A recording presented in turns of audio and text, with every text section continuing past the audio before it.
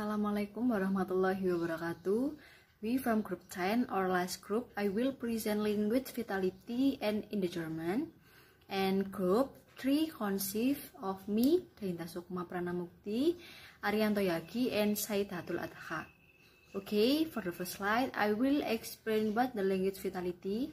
Language vitality refers to the ability of a language that sustain and perform various function and purpose of communication. And language vitality certainly is closely associated with language extinction. That endangered language occur in parts of the developing world or area that are said to be poor in human resource, and that the language of its extinction is largely because parents stop teaching their children mother language or first language as a medium of communication. Jadi, vitalitas bahasa ini merujuk pada kemampuan suatu bahasa yang menampung dan melakukan berbagai fungsi dan tujuan komunikasi. Dan vitalitas bahasa ini tentu sangat erat dan berkaitan dengan kepunahan bahasa.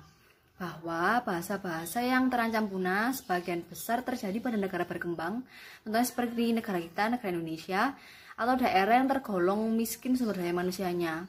Dan keterancaman bahasa ini terhadap kemudahan disebabkan oleh sebagian besar orang tua tidak lagi mengajarkan bahasa ibu atau bahasa pertama kepada anak-anaknya untuk menggunakannya sebagai media komunikasi atau alat komunikasi sehari-hari. Okay, next slide. Major evaluative factor of language vitality and language attitude. And below we explain the 9 major factors identified. The first, intergenerational language transmission. Second, absolute number of speaker. Third, proportion of speaker within the total population. Fourth, trend in existing language domain. Fifth, response to new domains and media.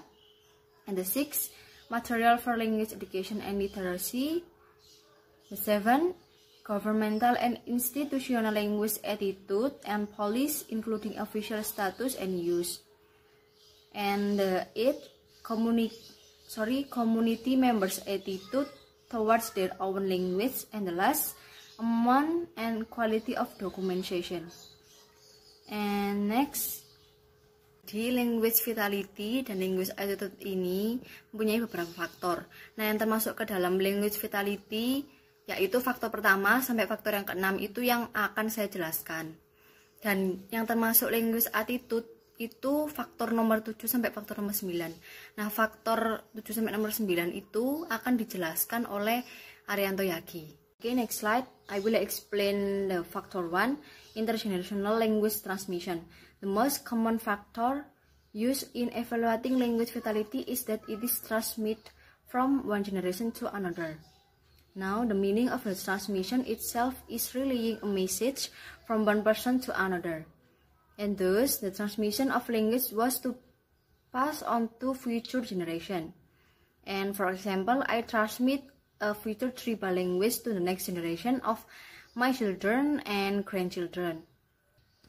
Jadi yang dimaksud dengan faktor pertama ini adalah intergenerational language transmission ini transmisi bahasa antar generasi. Jadi faktor yang paling umum yang digunakan dalam mengevaluasi vitalitas bahasa adalah bahasa itu ditransmisikan dari satu generasi ke generasi lainnya. Nah, arti transmisi sendiri itu adalah meneruskan pesan dari seseorang kepada orang lain. Jadi, transmisi bahasa itu meneruskan bahasa kepada generasi selanjutnya.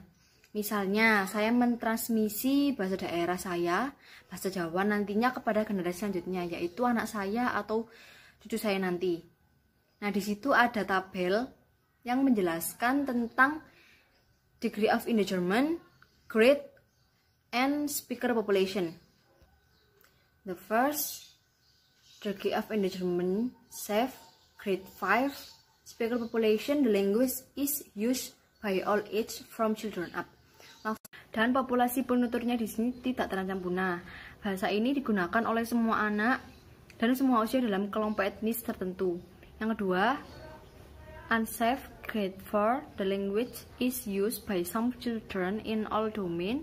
It is used by all children in limited domains. Maksudnya di sini tidak aman atau kurang aman. Bahasa ini digunakan oleh sebagian besar anak-anak dan orang tua, tapi jumlah penuturnya itu sedikit atau terbatas. Karena sebagian besar anak atau keluarga dari komunitas tertentu berbicara bahasa pertama mereka atau first language mereka, dan mungkin mereka berbicara bahasa pertama mereka, contohnya bahasa daerah, seperti di rumah tempat anak-anak berinteraksi dengan orang tua, tetangga, ataupun kakek neneknya. Yang ketiga, definitively endangered. Grade 3, the language is used mostly by the parental generation and up. Maksudnya di sini, degree of endangerment-nya terancam punah, dan populasi penuturnya bahasa ini digunakan oleh orang tua generasi ke atas.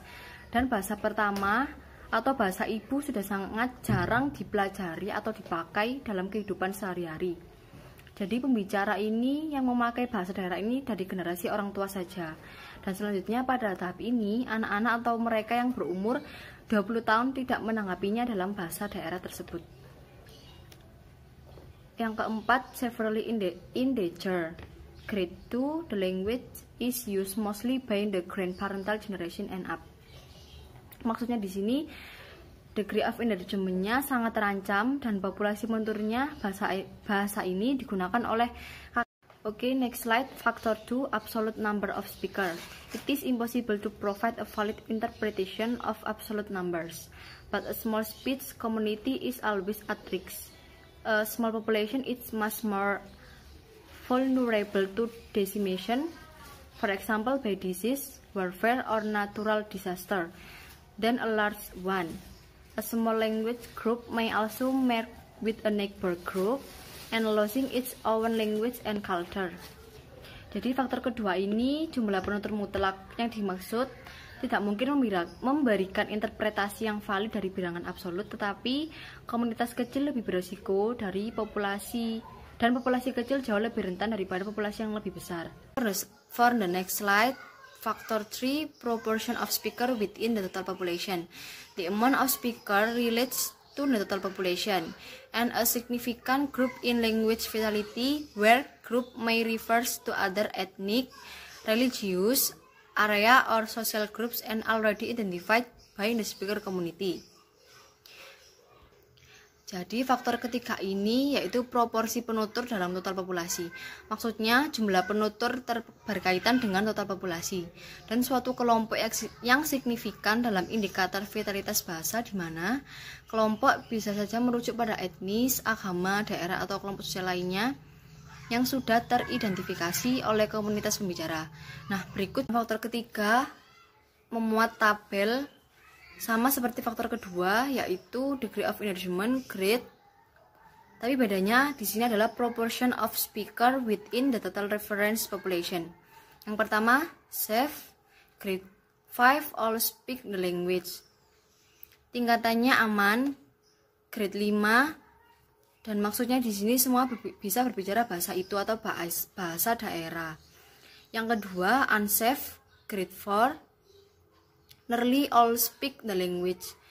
Maksudnya tidak aman atau kurang aman, dan hampir semuanya bisa berbicara bahasa Inggris. Yang ketiga, definitively endangered. Maksudnya di sini terancam punah. Sebagian besar bisa bahasa daerah atau sebagian besar bisa membicarakan bahasa pertama mereka. Yang selanjutnya, severely endangered. A minority speak the language. Sebuah minoritas berbicara bahasa. Yang selanjutnya, critically endangered. Very few speak the language. Maksudnya sangat sedikit yang bisa berbicara bahasa daerah itu. Yang selanjutnya, extinct, grade 0, non-speak the language. Maksudnya tidak ada yang bisa berbicara bahasa daerah atau bahasa pertama mereka. Oke, for the next slide, factor 4, trends in existing language domain. Trend in language on a particular topics with whom and where we speak, and will it be able to transmit or pass on to the next generation or not? Jadi maksud dari faktor keempat ini yaitu tren yang berada dalam bahasa. Maksudnya satu tren dalam bahasa mengenai topik tertentu dengan siapa dan di mana kita berbicara. Dan apakah bahasa tersebut bisa ditransmisikan atau diteruskan kepada generasi berikutnya atau tidak. Okay, for the next slide, factor 5 respond to new domain and media. New areas for language use may emerge as community living condition change. While some language communities do success in expanding their own language into the new domain, most don't. School, New York environment, new media, including broadcast media and the internet, usually serve only to expand the scope and power of the dominant language at the expense of individual language. Although no existing domains of the individual language might be lost, the use of the dominant language in the new domain has mesmerizing power. As with television, if the communities don't meet the challenge of modernity with their language, it's become increasingly irrelevant and stigmatized. Jadi maksud dari faktor kelima ini adalah menanggapi ranah dan media baru. Jadi suatu variasi dalam bahasa yang tidak berubah atau berkembang meskipun lingkungan atau kehidupan masyarakatnya berubah dan berkembang seiring berjalannya waktu. Nah, saya ambil contoh televisi. Istilah televisi ini sudah ada sejak dulu meskipun zamannya sudah berkembang seperti saat ini. Dan televisi sampai sekarang masih dipakai oleh semua orang, berbeda dengan mesin ketik ataupun radio atau via SMS yang sudah jarang dipakai atau bahkan sudah tidak ada lagi yang memakainya. Jadi orang-orang zaman sekarang sudah beralih menggunakan WhatsApp. Faktor kelima ini sama seperti faktor yang sebelumnya, memiliki tabel yang membahas tentang new domains and media accepted by the indigenous language.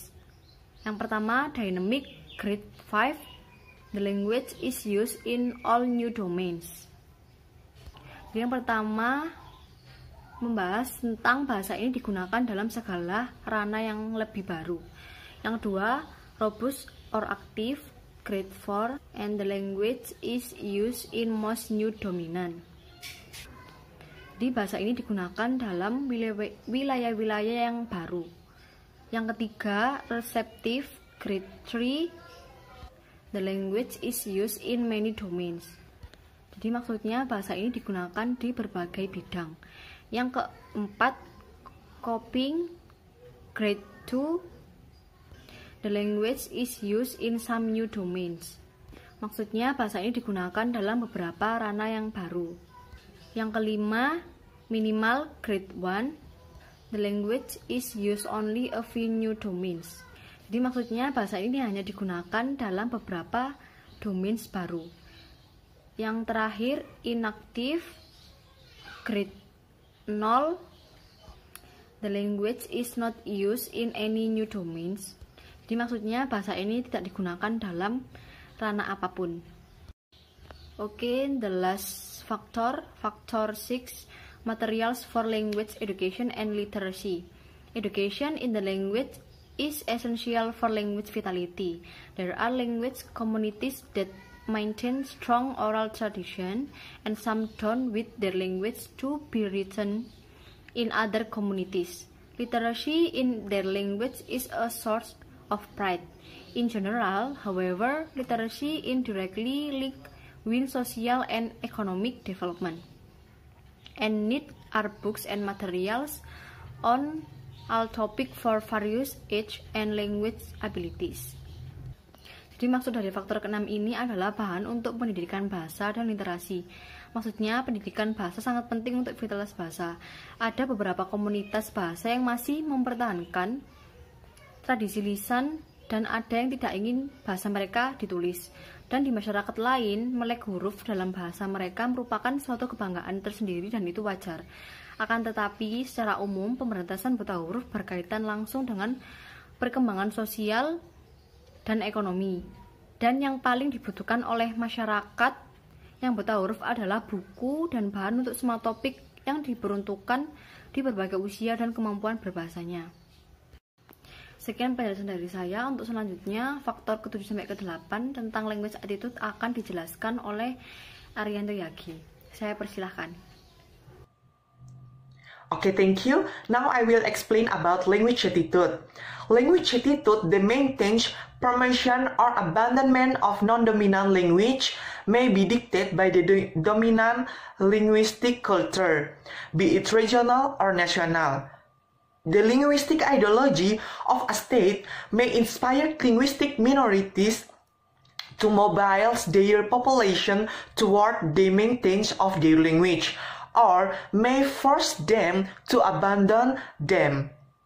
Jadi, language attitude di sini adalah perasaan seseorang terhadap bahasanya sendiri atau variasi dari bahasa yang lain. Contohnya di sini sikap saya atau perasaan saya terhadap bahasa saya atau bahasa lain. Nah, saya tuh lebih menguasai, lebih fasih, sehingga saya merasa nyaman ketika saya menggunakannya.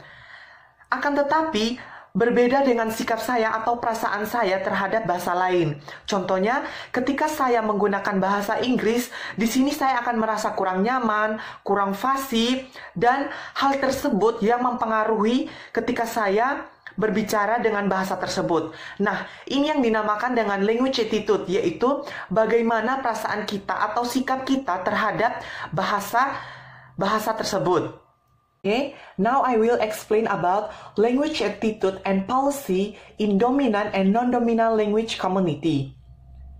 A country government may have an explicit language use policy for its multiple language. At the one extreme, one language may be designated as the sole official language of the country, while all others are condemned. At the one extreme, all language of a nation may receive equal official status or equal legal status. Jadi, yang berikut adalah sikap dan kebijakan bahasa dalam komunitas bahasa dominan dan bahasa non-dominan. Pemerintah dalam suatu negara mungkin memiliki kebijakan dalam penggunaan bahasa. Di satu sisi, satu bahasa dapat ditetapkan sebagai satu-satunya bahasa resmi atau bahasa dominan, sedangkan yang lain tidak terlalu diperhatikan. Sedangkan di sisi lain, semua bahasa dalam suatu negara menerima status resmi yang sama atau mendapatkan status hukum yang setara dan juga mendapatkan dukungan yang setara. Okay, now I will explain about factor that influence the dominant and non-dominant language in a community, divided into two. First is governmental and institutional language attitude and policy, and the second is community members' attitude toward their own language. First is governmental and institutional language attitude and policy, divided into 6. First is equal support. All of a country language are valued as assessed, and all language are protected by law, and the governmental encourage to maintain of all language by implementing explicit policy. Jadi, equal support ini adalah dukungan yang sama, di mana dalam suatu negara pemerintahnya itu mendukung atau mendorong pemeliharaan semua bahasa, baik itu bahasa dominan maupun bahasa non-dominan, dengan menerapkan kebijakan di mana bahasa tersebut dilindungi oleh hukum.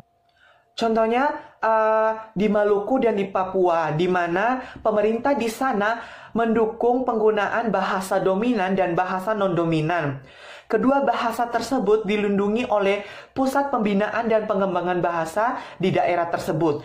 Nah, ini yang dinamakan dengan equal support, di mana mendapatkan dukungan yang sama oleh pemerintahannya. And then differentiate support. Non-dominant language are explicit, protected by the government, but there are clear difference in the context in which the dominant official language and non-dominant language are used. The government encourage ethno-linguistic groups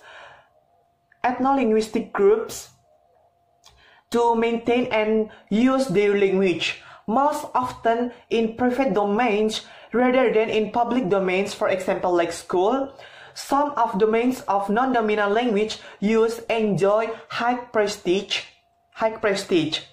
Jadi, differential support adalah dukungan yang berbeda, di mana bahasa non-dominan secara eksplisit dilindungi oleh pemerintah tetapi tidak sepenuhnya. Terdapat perbedaan yang jelas dalam konteks penggunaan bahasa dominan atau bahasa resmi dan bahasa non-dominan.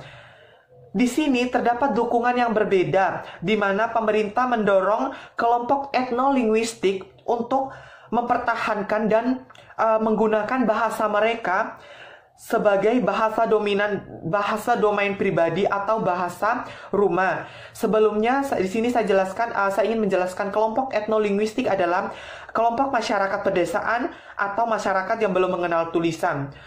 Contohnya, pemerintah di Indonesia sendiri tidak melarang kita untuk menggunakan bahasa ibu atau first language dalam kehidupan sehari-hari, tetapi kita menggunakannya sebagai bahasa domain pribadi, yaitu di mana kita menggunakannya di rumah atau di lingkungan yang bukan domain publik seperti sekolah dan lain-lain. And then passive assimilation, the domain group is indifferent as to whether or not minority language are spoken as the dominant group's language in the language of interaction. True, this is not an explicit language policy. The dominant group's language is the de facto official language.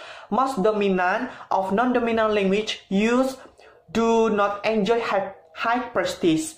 Jadi, passive assimilation adalah di mana kelompok dominan hanya menggunakan bahasa dominan atau bahasa resmi tanpa memperdulikan bahasa minoritas diucapkan atau tidak, selama bahasa dominan masih menjadi bahasa interaksi. Mungkin kalau di Indonesia sendiri tidak ditemukan, akan tetapi mungkin di beberapa negara ada suatu kelompok yang hanya mementingkan bahasa dominan saja karena bahasa tersebut digunakan sebagai bahasa interaksi sehari-hari, sehingga ia tidak mengakui keberadaan bahasa non-dominan. Okay, and then active assimilation.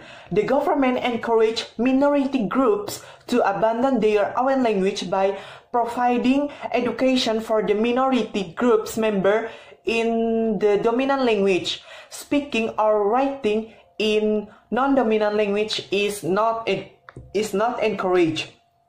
Jadi, active assimilation di sini adalah di mana pemerintah mendorong kelompok minoritas untuk meninggalkan bahasa mereka sendiri dan menggunakan bahasa dominan. Contohnya di tempat saya, di Sumba, di kota Waikabubak, di mana penduduk setempat hampir 90% masyarakat atau penduduk setempat menggunakan bahasa Indonesia untuk berkomunikasi atau berinteraksi sehari-hari. Bahkan anak kecil sekalipun sudah dianjurkan untuk menggunakan bahasa Indonesia, baik di lingkungan sekolah maupun di lingkungan rumah, sehingga hampir jarang mereka menggunakan bahasa minoritas atau bahasa daerah. Nah, karena mendapatkan dukungan dari pemerintah, masyarakat atau penduduk setempat tidak mempermasalahkan tanpa memikirkan dampak yang akan terjadi kepada generasi selanjutnya. Mungkin saja 2 atau 3 tahun ke depannya sudah tidak ditemukan orang yang menggunakan bahasa minoritas lagi. Ini yang dinamakan dengan active assimilation, di mana pemerintah itu mendorong kelompok minoritas untuk meninggalkan bahasa mereka sendiri atau menganjurkan kelompok non-dominan untuk menggunakan bahasa dominan. Okay, and then forced assimilation. The government has an explicit language policy declaring the dominant group's language to be the only official national language, while the language of subordinate groups are neither recognized not supported. Jadi, forced assimilation di sini adalah di mana pemerintahnya hanya melindungi atau mengakui bahasa dominan sebagai satu-satunya bahasa resmi atau bahasa legal dan sama sekali tidak mendukung bahasa non-dominan. Contohnya di sini, kalau di Indonesia sendiri tidak ditemukan di mana pemerintahnya itu hanya mengakui bahasa dominan saja. Mungkin ada di beberapa negara di mana pemerintahnya itu hanya mengakui bahasa dominan dan melindungi bahasa dominan saja. And then prohibition. A minority language are prohibited from use in any domain. Language may be tolerated in private domain. Jadi, prohibition di sini adalah di mana pemerintah melarang sama sekali untuk menggunakan bahasa non-dominan. Jadi, pemerintahnya itu hanya menganjurkan untuk menggunakan bahasa dominan saja. Untuk contohnya sendiri, tidak ditemukan di Indonesia di mana pemerintahnya sama sekali melarang masyarakatnya itu menggunakan bahasa non-dominan. Mungkin ada di beberapa negara yang memberlakukan peraturan tersebut, di mana pemerintahnya hanya menginginkan penggunaan bahasa dominan saja. And the second factor is community members' attitude toward their own language. Members of a speech community are not usually neutral toward their own language. They may see it as essential to their community and identity and promote it there. They may use it without promoting it. They may be ashamed of it and therefore not promote it, or they may see it as nuisance and actively avoid using it. Jadi faktor yang berikut adalah faktor sikap anggota komunitas terhadap bahasanya sendiri. Nah, ini adalah perasaan suatu anggota komunitas terhadap bahasa tuturannya sendiri. Contohnya, ketika suatu anggota komunitas bersikap positif terhadap bahasanya sendiri, mereka akan sering menggunakannya dan melihat bahwa bahasanya merupakan sarana penting untuk menunjukkan identitas mereka sendiri. Contohnya, ketika kita melihat teman-teman dari Sumba ataupun dari Jawa, ketika mereka bertemu satu sama lain, mereka lebih dominan menggunakan bahasa mereka. Contohnya seperti ketika Nanda bertemu dengan Badi. Nah, mereka akan menggunakan bahasa Jawa untuk menunjukkan identitas mereka, bahwa mereka itu berasal dari Jawa. Akan tetapi berbeda dengan komunitas yang bersifat negatif. Nah, mereka tentunya tidak akan menggunakan bahasa mereka sendiri, tetapi menggunakan bahasa resmi. Okay, and next material is language attitude and policy in interaction and social effect. Attitude toward the language, be they positive, indifferent, or negative, interact with the governmental policy and societal pressure to result in increase or decrease language use in different domains. Jadi, ini merupakan sikap terhadap bahasa itu sendiri, baik positif, negatif, ataupun acu tak acu, di mana kebijakan pemerintah dan tekanan sosial dapat mempengaruhi dalam penggunaan bahasa di domain masing-masing. Ada beberapa tempat atau masyarakat yang meninggalkan bahasa minoritasnya karena tidak memiliki alternatif lain, mungkin karena dari dorongan dari pemerintah, atau ada juga sekelompok masyarakat yang meninggalkan bahasanya karena tidak memiliki pengetahuan yang cukup tentang konsekuensi atau dampak dari hal tersebut. Untuk mencegah hal-hal tersebut, ada 3 cara yang dapat dilakukan, yaitu yang pertama, the first is language revival, yaitu memperkenalkan kembali bahasa yang telah digunakan. Mungkin bisa melalui sosialisasi ke masyarakat terhadap pentingnya menjaga bahasa minoritas, atau bisa ditanamkan sejak dini kepada generasi baru dengan menambahkan di mata pelajaran bahasa daerah di sekolah. Yang kedua itu ialah language fortification atau fortifikasi bahasa, di mana meningkatkan kembali bahasa non-dominan untuk mengimbangi ancaman linguistik. Contohnya di tempat saya di Sumba bagian barat daya, mereka tetap mempertahankan bahasa minoritas mereka walaupun di berbagai tempat sudah menggunakan bahasa dominan. Yang ketiga ialah language maintenance atau pemeliharaan bahasa. Nah, ini contohnya di Indonesia sendiri, bisa melalui event-event festival budaya atau karnaval yang sering diadakan di berbagai daerah. Nah, ini merupakan contoh pemeliharaan bahasa agar tidak punah atau tidak dilupakan. Okay, and the next material will be explained by Sayyidatul Adha. Baik teman-teman semuanya, saya akan melanjutkan dengan topik selanjutnya, yaitu tentang endangered language. What is language endangerment? Language endangerment is a language that is at risk of disappearing as its speakers die out or shift to speaking other languages. Kalau diterjemahkan, endangered language ini artinya bahaya bahasa. Maksudnya apa sih? Jadi bahasa yang beresiko menghilang karena penuturnya mati atau beralih ke bahasa yang lain. Istilah mudahnya, bahasa itu punah. Jadi tidak ada lagi yang menggunakannya, hanya cerita saja kalau ada, hanya dokumentasi kalau ada. Maka dari itu bahasa itu harus didokumentasikan ya, agar suatu saat jika memang kita tidak tahu, jika suatu saat akan hilang, masih ada ceritanya, seperti itu. Next ke slide selanjutnya, yaitu tentang several causes of endangered language. Beberapa cikal bakal atau penyebab bahasa itu akan punah.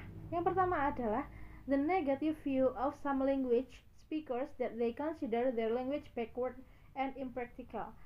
Jadi di sini adalah penutur bahasa itu menganggap bahwa bahasa lokal mereka itu terbelakang, atau bahasa kasarnya kampungan. Mereka merasa memakai bahasa lokal itu ribet. Kalau saya bisa kasih contoh, kita lihat di sekitar kita ya, banyak sekali orang tua muda yang membiasakan anaknya menggunakan bahasa Indonesia. Mungkin tujuannya itu tadi, agar tidak ribet. Nanti ketika sekolah kan anak harus menggunakan bahasa Indonesia, yaitu bahasa formal. Maka dari itu mungkin orang tua mikirnya, oh biar nggak capek-capek ngajarin, biar langsung aja bahasa Indonesia. Nah, padahal itu sayang sekali, karena kalau kita tidak bangga akan bahasa itu, ya bisa jadi bahasa itu akan punah jika tidak ada yang menggunakan gitu. Kemudian selanjutnya adalah speakers start to stop using their language. Pasti jika tidak ada lagi yang menggunakan bahasa itu, maka bisa dipastikan bahwa bahasa itu akan segera punah. Selanjutnya adalah many languages fail to be used and are replaced by other languages that are more widely used in a region or country. Banyak bahasa yang gagal digunakan dan digantikan oleh bahasa lain. Ya, maksudnya sama saja dengan poin-poinnya di atas. Intinya bahasa itu tidak diminati oleh penuturnya sendiri, dan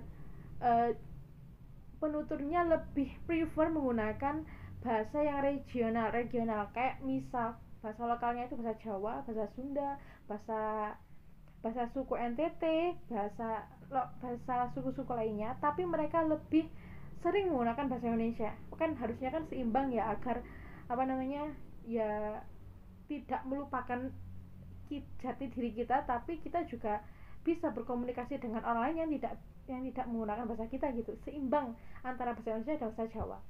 Okay, move to the next slide. Is about what is the result of the extinction of language. Extinction of language ini sama dengan endangered language ya, bahasa yang punah. Apa sih hasil atau dampak dari bahasa yang punah itu? Ya, hasilnya adalah kita akan kehilangan budaya unik kita, ciri khas kita.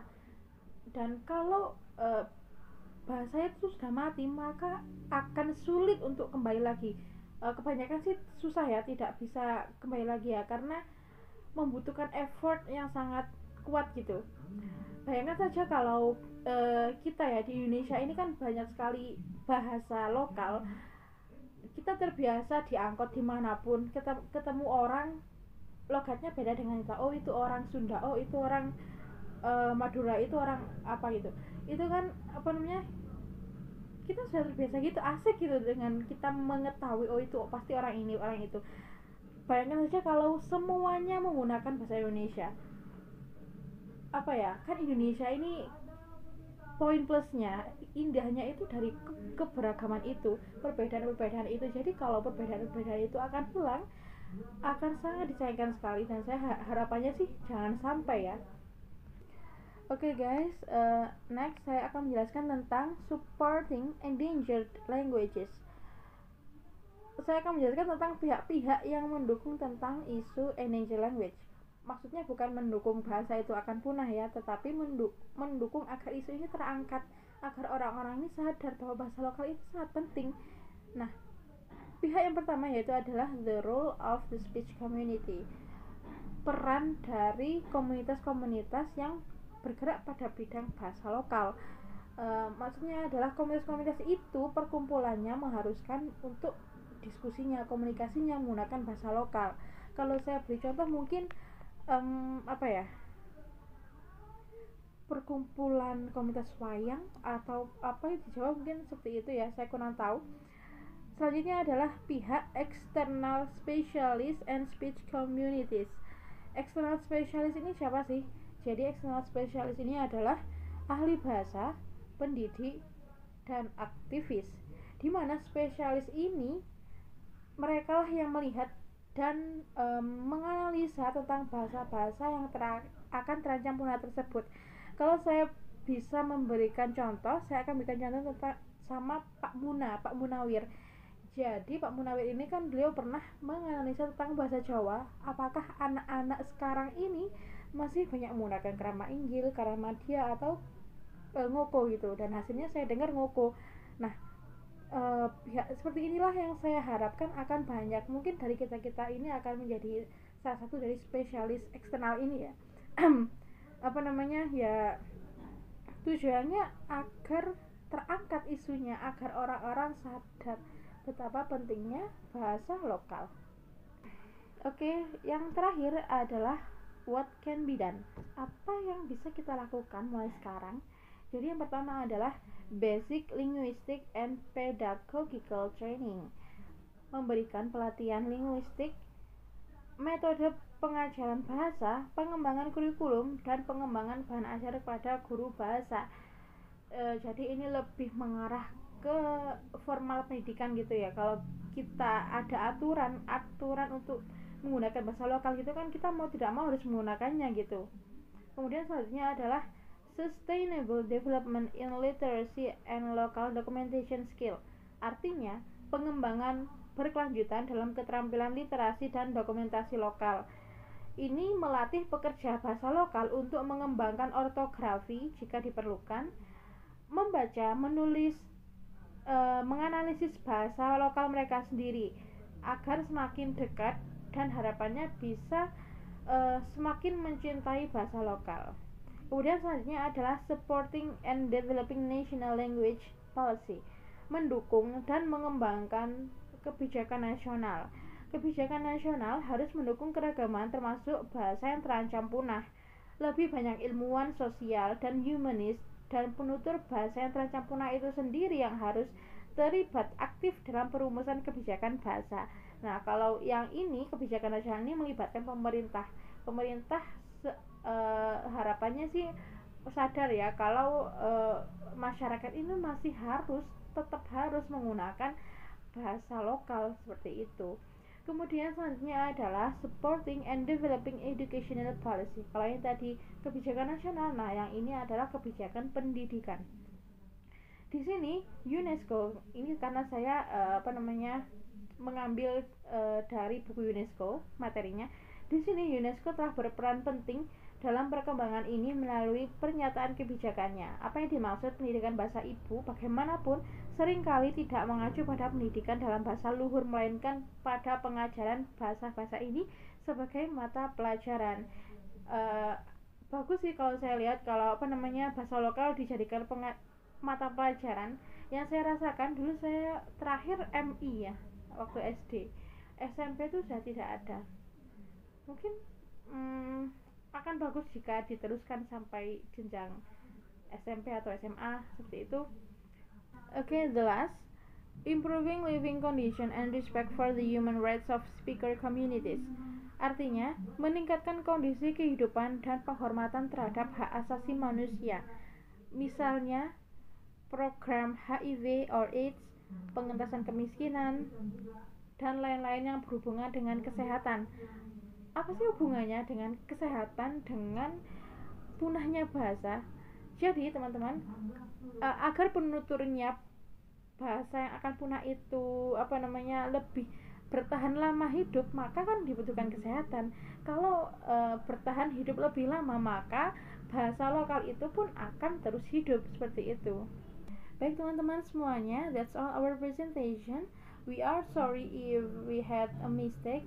Thank you for your attention and goodbye. Wassalamualaikum warahmatullahi wabarakatuh.